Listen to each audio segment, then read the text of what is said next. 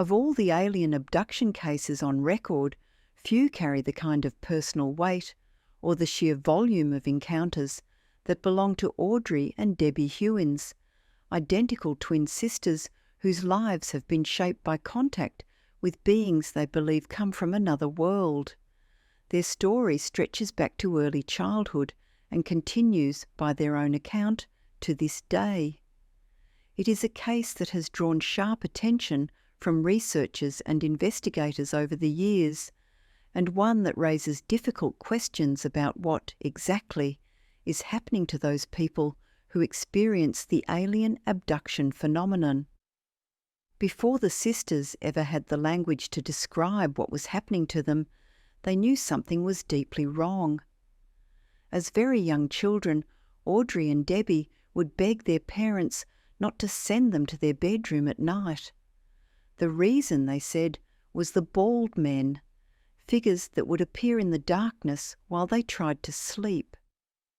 The girls described these men as having large heads and huge black eyes. To their parents, it might have seemed like nothing more than childhood nightmares, but for the twins, it was something far more real and far more persistent than any bad dream. Of course, twins, especially identical twins, have fascinated people for as long as recorded history. Even today, scientific studies continue to explore all kinds of aspects of twins' lives, like apparent psi abilities such as unique telepathic bonding. If we, as a species, are so drawn to studying the nature of twins and their apparently unique connection, then the question becomes, wouldn't beings from elsewhere, already seemingly interested in studying humanity, be equally curious? Whether or not that's the case is open to debate, but it's a question worth sitting with. There have been several written accounts of the Hewins case over the years, but one of the most thorough can be found in the book The Alien Abduction Files by Kathleen Marsden, who dedicates an entire chapter to the sisters' experiences. According to Marsden's account, the two girls began keeping notebooks about their encounters from the age of 5. At first, the pages were filled with sketches of the strange men they were seeing. But once they learned to write, the entries became far more detailed. According to these diaries, the bald men would often appear accompanied by a brilliant blue light and a fog that glowed in an unnatural way. There was also a strange sound that frequently came with their presence, something the girls described as being like a swarm of bees. Despite their meticulous note-taking, the earliest encounters, compared with what would come later, were relatively vague and disjointed in the girls' recollections. But one moment stood out with startling clarity. On one occasion, both twins had the sudden realization that they were above their house, looking down at it from the sky. It was at that point that they both understood, perhaps for the first time, that whatever was happening to them involved beings that were not simply strange men, but entities from somewhere else entirely. While most of the time the two sisters were taken together, one particularly disturbing incident happened to Audrey alone. Her first memory of this encounter was of finding herself inside a strange room, apparently a room inside the alien's craft. But almost as soon as she registered her surroundings, the walls and surfaces around her seemed to melt away. Suddenly, it appeared as though she were standing in open space. And stranger still, she was looking down at the earth itself. These experiences, however, were about to take a much more drastic turn. It was around the age of 11 or 12 that the encounters became significantly more detailed and significantly more harrowing. Encounters that the girls would recall and record with much greater clarity. What had started as visitations now progressed into something far more invasive, full abductions. The twins documented that the entities would carry out all kinds of experiments on them, all of which took place on board the creature's spacecraft. Whenever they woke from these experiences, their memories, while still hazy and fragmented, were noticeably more prominent than before. They also noticed specific windows of missing time, stretches where they simply couldn't account for what had happened. This led the girls to believe that their abductors had the ability to target and suppress specific memories of the encounters, effectively ensuring the twins couldn't fully remember what had been done to them. This is a detail that has come up time and again in other alien abduction cases, noted by multiple researchers in the field. Despite the bizarre nature of what they were going through, Audrey and Debbie largely took it in stride. In a strange way, they had accepted these events as simply being part of their lives. But as the years went on, the nature of the encounters began to shift. They started seeing other types of entities, specifically reptilian beings. Returning to Marsden's research, the encounters with otherworldly entities continued even after the sisters had moved from their home state of Ohio to Massachusetts. But these new beings were nothing like the grey, bald, large-eyed men they had grown accustomed to. These were lizard-like humanoids, reptilians, and they began appearing in the girls' bedroom. While these reptilian creatures performed various experiments on the sisters, on at least one occasion, both Audrey and Debbie claimed they were taken to an underground location and violated by a large reptilian humanoid. As extreme as that claim may sound, it is not without precedent. Similar accounts have been reported by people all around the world. Audrey told Marsden that these reptilian entities have no sympathy and no feelings at all. She described their attacks on her and her sister as vicious and said that when they are near, you can feel their energy, as though they are sucking the energy from you. This is a particularly notable detail. Many people who claim to have encountered reptilian entities, or who have researched them extensively, have put forward the idea that these creatures feed on energy, particularly negative energy. It's a recurring theme that is difficult to ignore. Audrey further described the reptilian beings as standing at least 6 feet tall and possessing what she called a sci-fi type demon voice. They also wore a strange cape tied with a string that had a metallic quality to it. Marsden documented several encounters from years later when the twins were adults. One of these took place on the evening of the 3rd of January 2007, and it happened to Audrey. She told Marsden that in the hours leading up to the encounter, she had felt a growing sense of anxiety, not because of anything happening around her, but because she could sense that something was about to happen, that the entities were coming back. She described the feeling to Marsden as a magnetic sensation, like I'm attracting something. She admitted it was hard to fully explain. It was a feeling she had known since childhood, and one she had always associated with the bald men who visited her and her sister in the night.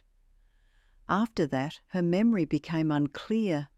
What she did recall, however, was waking up on a table with the sensation that something was scraping my left ovary. The moment she registered this, she blacked out again, most likely, she suspected, because something had been administered to her by her abductors. Marsden also notes something interesting based on Audrey's records. The visitations often occurred either just before or just after the full moon. The January 2007 incident, for instance, took place the day before the moon was at its fullest. Audrey herself offered an explanation for this pattern. It happened to coincide with when she would be ovulating, which she believed was the best time for performing their reproductive experiments on her. This idea that abductions are timed around the reproductive cycles of female abductees has been suggested by other UFO investigators as well. A short time after the January 2007 incident, Audrey reported another encounter to Marsden. On this occasion, she suddenly found herself awake in her bedroom in the middle of the night. A strange tingling sensation was running through her entire body. Moments later, her muscles began going into a strange spasm, and within seconds, her entire body was paralysed. She couldn't move a thing except for her eyes. Her room then filled with the light, pale bluish light that she had come to associate with the arrival of the reptilian entities. She described how the light shimmered and moved like a pool reflection on the ceiling. She forced herself to keep her eyes open so she could see whoever or whatever was coming. Standing in the light was a tall iguana-like reptilian humanoid, flanked on either side by two smaller entities. Audrey described the larger creature as wearing a black cape and having almond-shaped black eyes and a ridge over his brow that was much like an iguana or a Neanderthal might have. This creature appeared to be giving instructions to the two smaller beings, who carried them out without hesitation. As the smaller entities approached, Audrey found that she could suddenly move again.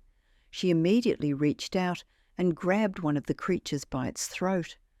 As this was happening, she could hear several voices in her head, almost as if she were telepathically listening to the creatures communicate with each other. At one point, she heard one of them say they should watch out for the mother. The struggle continued. Audrey managed to temporarily break free and ran for her bedroom door. But when she opened it, she found more of the smaller grey creatures standing in the hallway outside her room. Before she could react, a sudden burning sensation took over her body. Then she lost consciousness. The next thing Audrey remembered was hovering in the centre of her room and passing through the mirror on a dresser.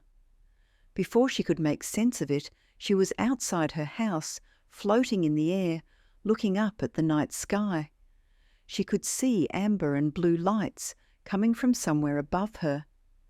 When she looked down, she watched her home getting steadily smaller beneath her. Her next memory was of being inside the spacecraft in a strange room. She was enclosed in some kind of cocoon-shaped device, surrounded by a thick gel. Despite the gel completely enveloping her, she could still breathe without difficulty.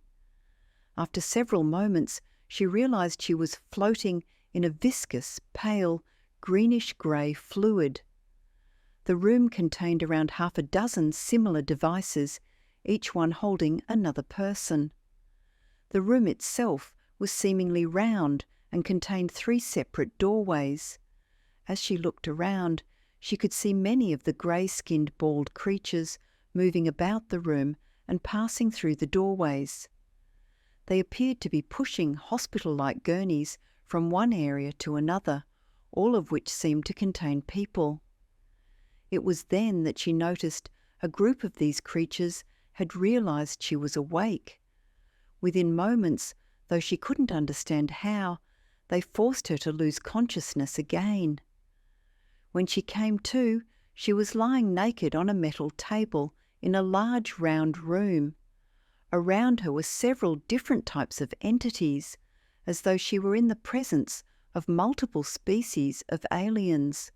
One of them appeared human-like, with blonde hair and blue eyes that seemed to glow. She also noticed the reptilian entity that frequently appeared in her bedroom. After gathering herself, Audrey suddenly tried to leap from the table and run for the doorway, but she collapsed to the floor. Her next memory was of hovering roughly a foot off the ground. In front of her was a bizarre creature with what she described as a worm-like body and a parasite-type mouth. She reached out toward it, apparently injuring it temporarily before it scurried away. A moment later, she was floating upward and being placed back on the table, this time on her front. She then told Marsden how a big machine came down and attached to the back of my spine, followed by a burning sensation running up and down her back. When she asked what the machine was for, she was told they were altering or activating her DNA, which would lead to some kind of enlightenment. Before she could process any of this, she was turned over onto her back. Then things became even more disturbing. A claw-like device descended from above and completely removed her eye.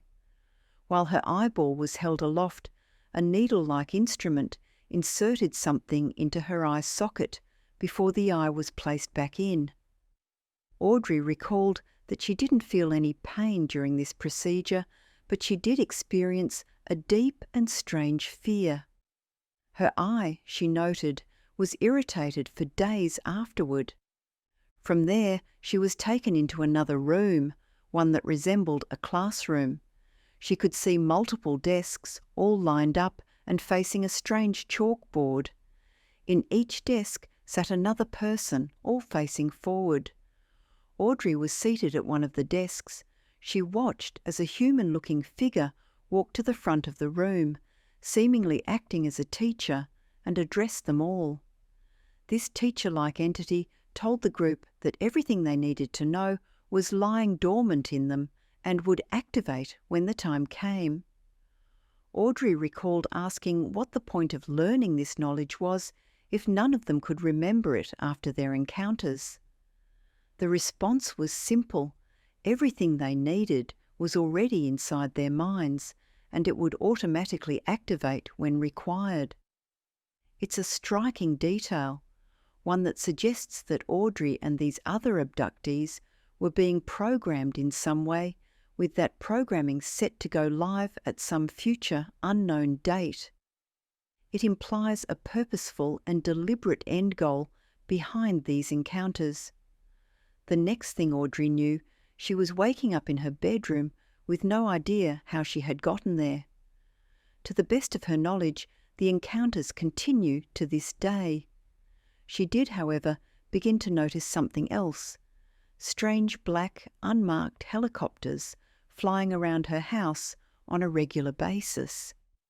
This detail, in and of itself, raises questions about whether some kind of behind-the-scenes government agency might also play a role in these events, or at least be aware of them and tracking them in some way. The experiences of Audrey and Debbie Hewins are, without question, among the most detailed and persistent abduction accounts on record. The fact that they are identical twin sisters, both claiming a lifetime of encounters beginning in early childhood, only adds another layer to an already complex case. It is also worth noting that both Audrey and Debbie are women, and this is not an insignificant detail. Many UFO and alien abduction researchers have pointed out that a disproportionate number of repeat abductees are female. Furthermore, these abductions almost always begin in childhood and appear to stop only once the woman in question has reached the stage of life where she can no longer conceive. This pattern strongly suggests a focus on human reproduction. Taking that idea further, the possibility of some kind of hybridization program being at the core of these abductions cannot simply be dismissed. As far-fetched as it may sound, many researchers have arrived at exactly that conclusion, that aliens are abducting human beings as part of a larger project aimed at creating alien-human hybrids. The reasons behind such a program, if it exists, remain unknown, and while the idea may strike some as truly outlandish, it is one that perhaps deserves further investigation rather than outright dismissal. After all, if there is even a grain of truth to it, the implications for humanity could be profound.